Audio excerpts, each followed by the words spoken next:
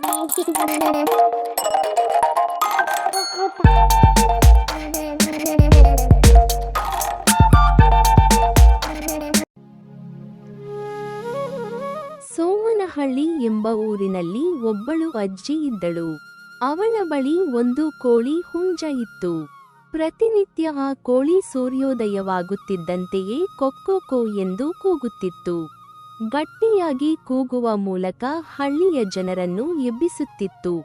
ಆ ಊರಿನ ಜನ ಕೋಳಿ ಕೂಗಿಗೆ ಎದ್ದು ತಮ್ಮ ತಮ್ಮ ದಿನನಿತ್ಯದ ಕೆಲಸದಲ್ಲಿ ತೊಡಗುತ್ತಿದ್ದರು. ಅಜ್ಜಿಯ ಗುಡಿಸಲಲ್ಲಿ ಒಂದು ಅಗ್ಗಿಷ್ಟಿಕೆ ಇತ್ತು. ಅಲ್ಲಿಂದ ಒಂದು ತುಂಡು ಕೆಂಡವನ್ನು ಮನೆಗೆ ಒಯ್ಯುತ್ತಿದ್ದರು. ಅದರಿಂದ ಒಲೆ ಹೊತ್ತಿಸಿ ಅಡುಗೆ ಮಾಡಿಕೊಳ್ಳುತ್ತಿದ್ದರು. ಹೀಗೆ ಕೆಲವು ದಿನಗಳು ಕಳೆದವು. ಒಂದು ದಿನ ಅಜ್ಜಿಯ ಮನಸ್ಸಿನಲ್ಲಿ ಒಂದು ಯೋಚನೆ ಬರಲಾರಂಭಿಸಿತು. ಈ ಊರಿನಲ್ಲಿ ಬೆಳಗಾಗುವುದು ತನ್ನ ಕೋಳಿ ಕೂಗುವುದರಿಂದ. ಜನರು ಅಡುಗೆ ಮಾಡಿ ತಿನ್ನುವುದು ತನ್ನ ಅಗ್ಗಿಷ್ಟಿಕೆಯ ಬೆಂಕಿಯಿಂದ ಎಂದುಕೊಂಡಳು. ಈ ವಿಚಾರದಿಂದ ಅವಳಲ್ಲಿ ಅಹಂಕಾರ ಮೂಡಿತು.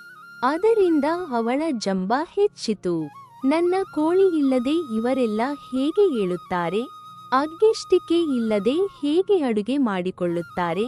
ನೋಡೋಣ ಎಂದುಕೊಂಡಳು. ಒಂದು ದಿನ ಅಜ್ಜಿ ತನ್ನ ಕೋಳಿ ಹಾಗೂ ಅಗ್ಗಿಷ್ಟಿಕೆಯೊಡನೆ ಪಕ್ಕದ ಕಾಡಿಗೆ ಹೋದಳು. ಮರುದಿನ ಎಂದಿನಂತೆ ಬೆಳಗಾಯಿತು. ಊರಿನ ಜನರೆಲ್ಲ ತಮ್ಮ ಪಾಡಿಗೆ ತಾವು ಇದ್ದರು. ಕೆಂಡ ತರಲು ಅಜ್ಜಿ ಗುಡಿಸಲಿಗೆ ಹೋದರು.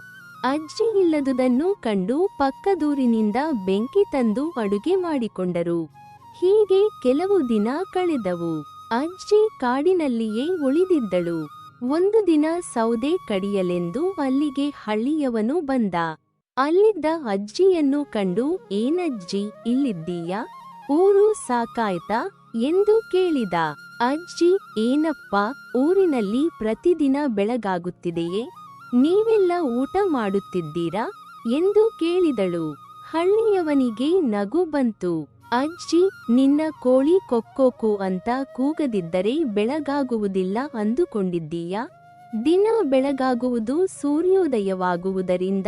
ನಿನ್ನ ಕೋಳಿ ಕೂಗಿನಿಂದಲ್ಲ ತಿಳಿಯಿತೆ? ಬೆಂಕಿ ಸಿಗಲಿಲ್ಲವೆಂದು ನಾವೆಲ್ಲ ಉಪವಾಸ ಇದ್ದು ಬಿಡ್ತೀವಾ? ನಡಿ ನಡಿ ಊರಿಗೆ ಎಂದ. ಅಜ್ಜಿಯ ಜಂಬ ಕರಗಿತು. ತನ್ನ ವರ್ತನೆಗೆ ನಾಚಿಕೊಂಡಳು.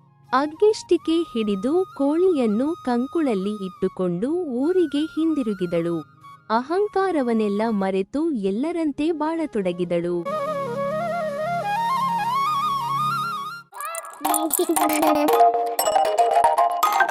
Opa.